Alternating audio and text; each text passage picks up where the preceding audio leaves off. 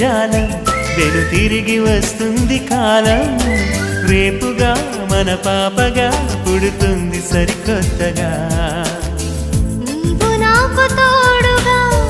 నేను నీకు నీడగా ప్రతి రేయి తీయగా పిలుస్తోంది హాయిగా ఇలా ఉండిపోతే చాలుగా